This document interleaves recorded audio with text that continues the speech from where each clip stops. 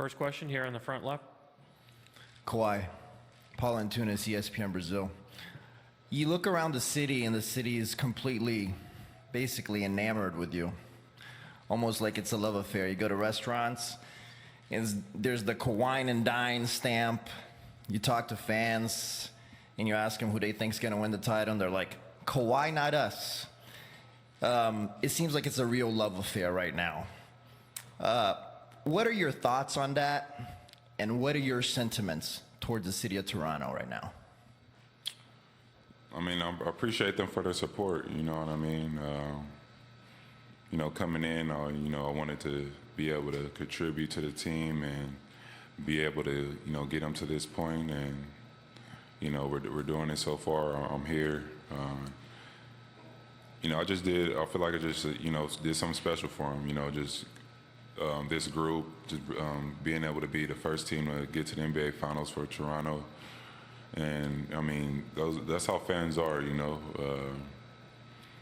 Everyone out here they love, you know, not just me. If you walk through the city or if I'm with one of my teammates, they show them a lot of love as well.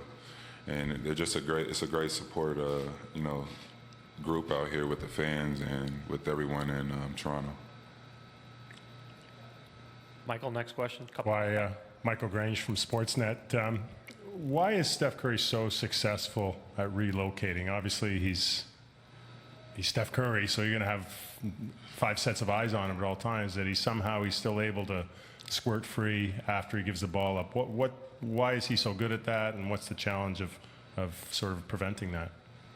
In game, I mean, obviously, I mean, you have to ask him that question. Obviously, I feel like he works on it every day. He's one of the greatest shooters I've ever seen, and you know, with shooters like that, that's what it's about. You know, relocating, finding your spot on the floor, and getting to it. And he plays with some talented players, smart players that know how to give him the ball in his spots. And he's a crafty player. He's been here before, and I mean, I feel like that's what makes him who he is. Just to follow up, so when you happen to end up guarding him off the ball, how tricky is it, or what are you trying to do to make sure he doesn't fall out of your line of sight, and that you can kind of follow him to where he's going? I mean, all you could do is just not try to relax, stay locked in on him, chase him as hard as you can, put a hand up, and see where it goes from there, and that's pretty much it. Next question in the same aisle. Go ahead. Stephen Lung, Sportsnet. Kawhi, it seems in Game 1, Golden State was trapping you, sending hard doubles your way. Did that bother you at all? And in the tape, did you find other ways that you can kind of get yourself more free to get your offense going a little bit more? I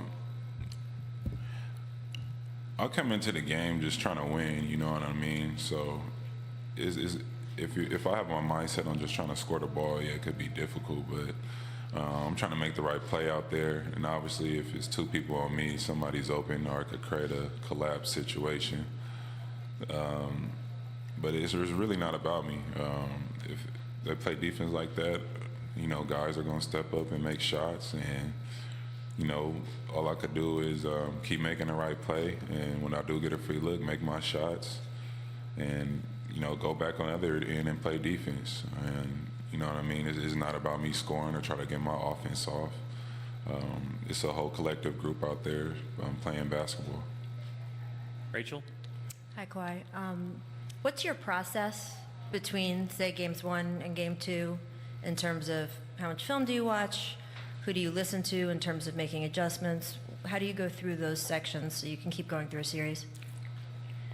I mean, pretty much, you know, do a group film with the whole team. We're listening to the coaches. Also, whoever has feedback, me, myself, you know, Kyle, you know, whoever, Norm, Freddie, you know, Serge, whoever has feedback, we're listening and, you know, preparing for the next game and seeing what we could do better collectively.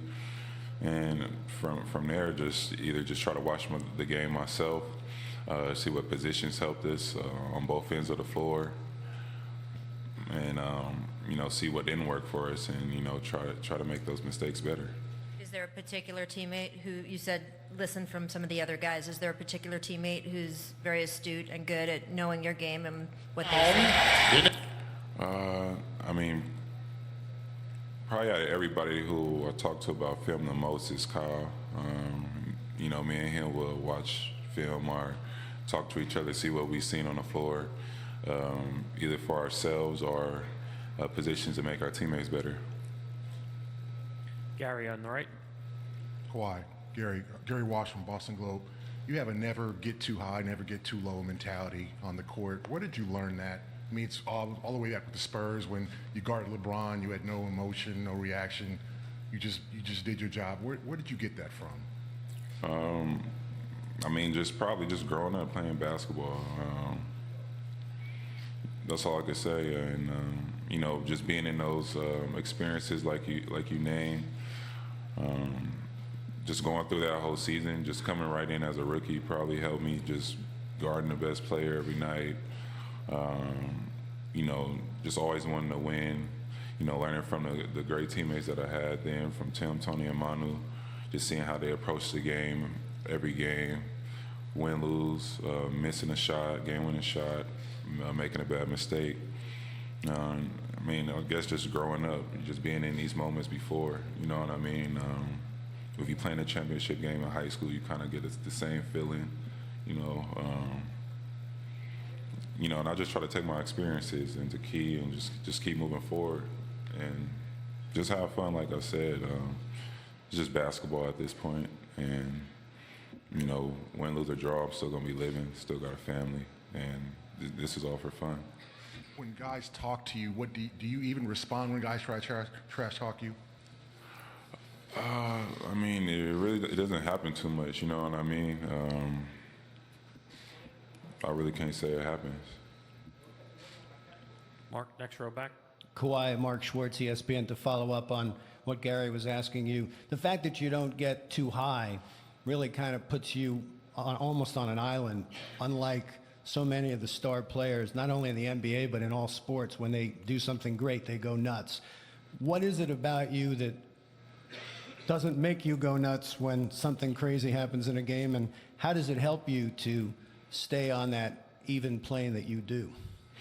I don't think everybody does, you know what I mean? I think it's just, it's more paid attention to when I do something good, the camera to go to me or see what I'm doing at the exact moment. But, when I watch games from Kobe or, Shaq or Mike, they always didn't just go nuts, you know what I mean? They made big shots and sometimes just pump their fists and walk back to the bench. So I just think because I really don't do it a whole lot like everybody else. But, for me, it's just the way I play. I don't know. Until we win the game or it's all done, then, I'll show some emotion, but I want to stay even killed while I'm going through it. What do you think the effect is on your opponents, the fact that you don't get all charged up when things happen in a game? I'm not sure. I don't think about what they're thinking.